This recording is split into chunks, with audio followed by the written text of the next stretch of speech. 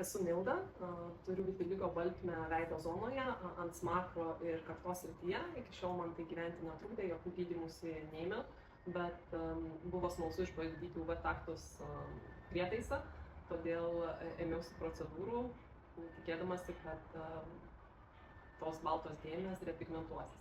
Gavus aparatą, man buvo suorganizuotas įvadinis pokalbis, kuriame buvo paaiškinta, kaip jo naudotis, kaip prisitaikyti savo reikmėm.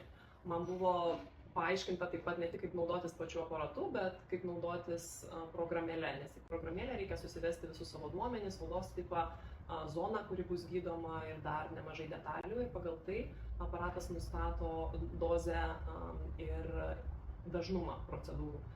Taip pat buvo pridedama instrukcija, tai jau kaip dariau procedūrą pati namuose, dar pasitikslinau porą techninių dalykų instrukcijoje.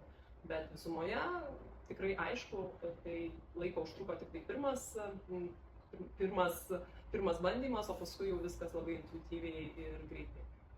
Po pirmo susipažinimo su prietaisu ir kai supildžiau visus savo duomenis į programėlę, man buvo sudarytas procedūrų grafikas.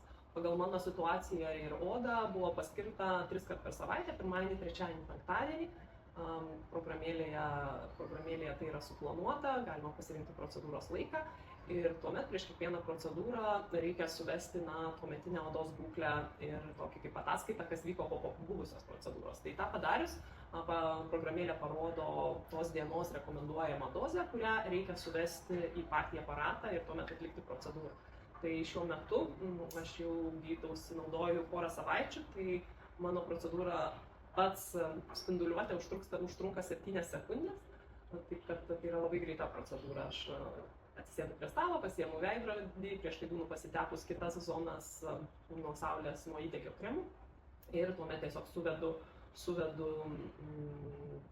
šios dienos rekomenduojamą spinduliuotės kiekį, prisidedu aparatą 1, 2, 3, 4, 5, 6, 7, vienoj pusėje, kitoj pusėje ir viskas. Tai trunku nedaugiau 7 minučių su visu pasiruošimu. Pati procedūra yra labai paprasta, aparatas kelis kartus įspėja, kada pradėti, kad yra laukimo laikas, pasiruošimo laikas ir patogu nuspausti mygtuką pradėti, galutinį starto mygtuką, laikant aparatą jau išpozicionuotą ten, kur reikia. Kai ateina laikas procedūrai, aš tiesiog įsijungiu telefone programėlę ir tenais iškrenta laukas, kur reikia tiesiog pasirinkti iš 4 ar 5 variantų, kokia yra odos būklė po praėjusios procedūros. Atlikus procedūrą, paspaudžiu mygtuką patvirtinti ir tos dienos procedūrų langas užsidaro. Taip kad viskas yra labai paprasta, nereikia man nei interpretuoti, nei papildomai galvoti.